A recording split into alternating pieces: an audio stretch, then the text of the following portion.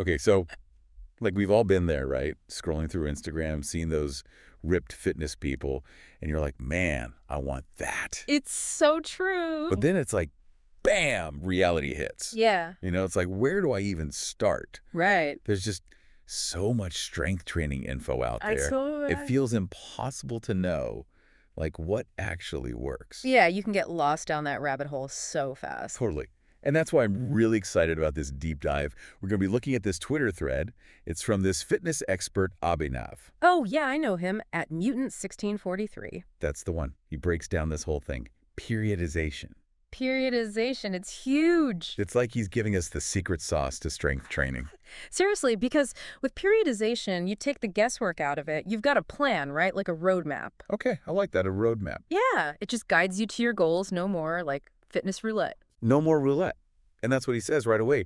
Periodization, it's all about getting the most out of your training, but being smart, intentional. It's not just about like lifting the heaviest weights you can till you collapse, No, not at all. It's understanding your body. Your body responds best when you switch up your training, but you do it with a plan. So it's not random. No, because if you're constantly pushing to the max, I mean, you're going to hit a plateau, or worse, you're going to get injured. Yeah, I've been there. Not fun. Not fun at all. So with periodization, we're working smarter, not just harder. Exactly. And Abhinav, he actually gives this whole list of benefits, like continuous progress, less injuries, better recovery, even like mental benefits. Oh, for sure. Mental engagement is huge. It's like periodization. It's a win-win for your mind and your body. Okay, I like that.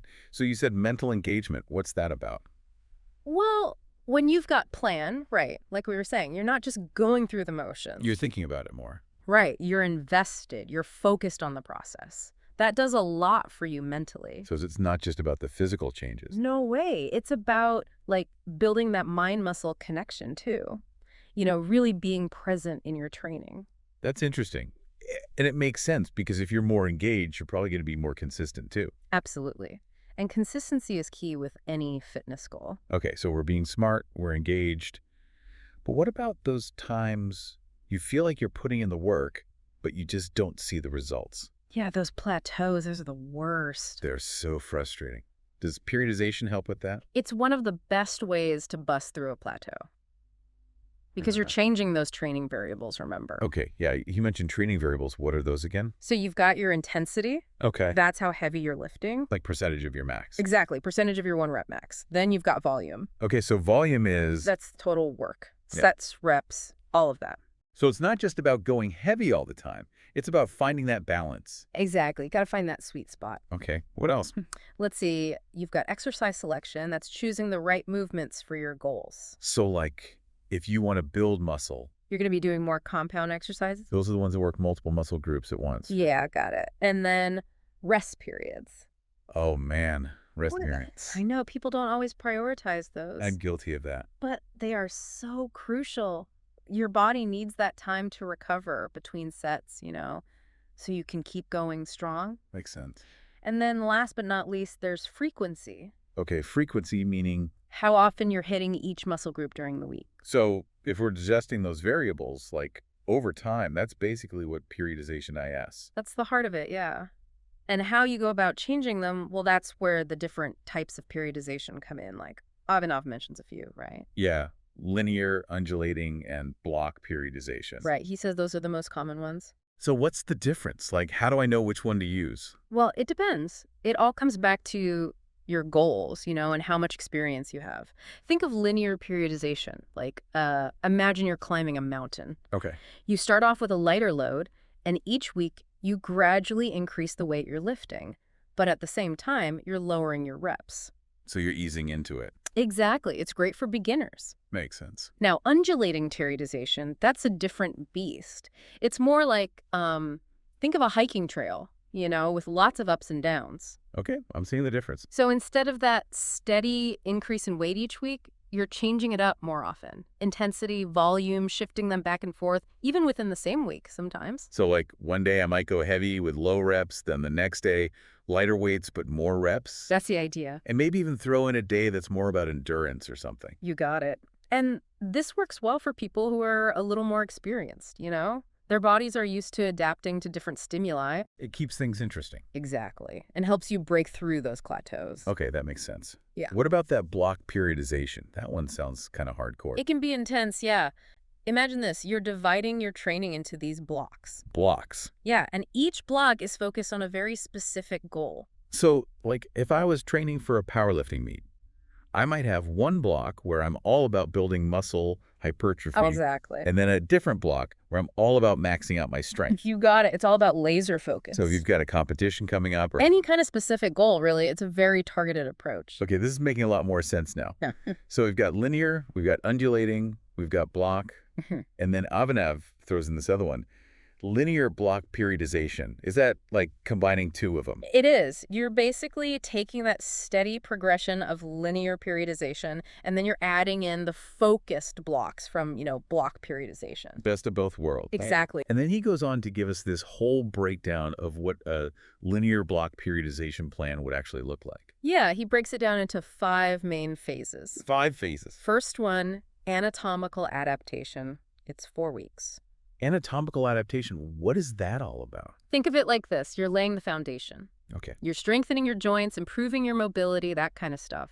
It's all about preventing injuries later on. So like prepping your body. Exactly, getting it ready. Okay, so that's the first 4 weeks. Then what? Then you move into strength endurance. That's another 4 weeks. Strength endurance. Yeah, you're building that solid base of, you guessed it, strength and endurance.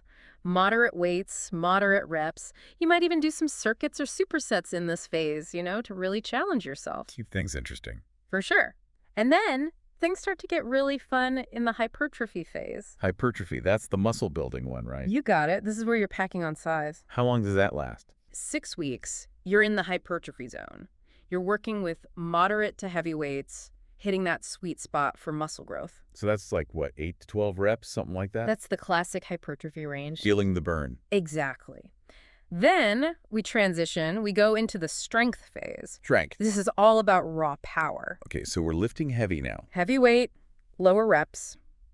Think 3 to 6 reps, that range. So throughout all these phases, we're basically progressively overloading our muscles. You got it. Starting lighter, gradually increasing that weight over time. Smart. Okay, so that's anatomical adaptation, strength endurance, hypertrophy, strength. Is there one more? There's one more, yeah, but it's optional. Okay, what's some called? The power phase. Power. Okay, I'm intrigued. Tell me more about the power phase. This is all about explosiveness, being able to generate force quickly. So we're talking about like box jumps, Olympic lifts, that kind of stuff. You got it. Really taking your athleticism to the next level. So if I'm just trying to, put on some muscle, look good, I could probably skip that one. You could. Yeah, it depends on your goals. Okay, that makes sense. So we've got our 5 phases. Anything else I need to know about linear block periodization? One more thing. Deload weeks. Deload weeks. I know. They're important though, right? So important. I mean, they always feel like a step back, I get it. You're on a roll. You're feeling good. And it's like, nope, gotta chill. But honestly, think of deload weeks like hitting the reset button. Okay. Your muscles, your central nervous system, they need a break after all that intense training. Yeah. It's going to help prevent burnout, lower your risk of injury. It's like you're taking a step back so you can take 2 steps forward. Exactly. And I can't tell you how many people I've worked with who fought me on deload weeks at first. Really? Swore up and down they didn't need them. But once they tried it. What happened? They slept better, less soreness, yeah, energy through the roof. They got it. So it's not just about preventing burnout. It's like you're actually optimizing your recovery. Exactly. Which means you're going to see better results in the long run because you're taking care of your body. Smart. Okay, so we talked about all these different types of periodization, but there's one thing I got to ask about because Abhinav mentioned it in the thread. What's that? Macrocycles, mesocycles, microcycles. Oh, those. Yeah, those get thrown around a lot. Do we need to worry about those right now? They sound way more intimidating than they actually are. Okay, good. Think of it like this. It's just different levels of planning your training. So, macrocycle, that's the big picture, maybe the whole year. The whole year. Yeah. And then a mesocycle, that's like a block within that year. Could be a few weeks, could be a few months. Okay. And a microcycle, that's the smallest piece, like your weekly plan. So like zoom out, you got the whole map. Zoom in a little, it's a region. Zoom in even more, it's the streets. Exactly. Perfect way to think about it. And yeah, I mean, knowing these terms, it can be helpful down the line when you're really planning things out. But if I'm just getting started with periodization, Don't get bogged down in it. Focus on the fundamentals first. learn the different types, figure out how to adjust those training variables we talked about. You'll get there. Perfect. This has been awesome. I feel like I've gone from like Fitness 101 to Fitness 201. I love it. Knowledge is power, right? Right? Especially with fitness. And now that you know about periodization, you can really start training with a purpose. You'll get better, more sustainable results. No more fitness roulette. No more roulette. Awesome. Well, on that note, I think we've given everyone a lot to think about. So until next time, happy training, everybody.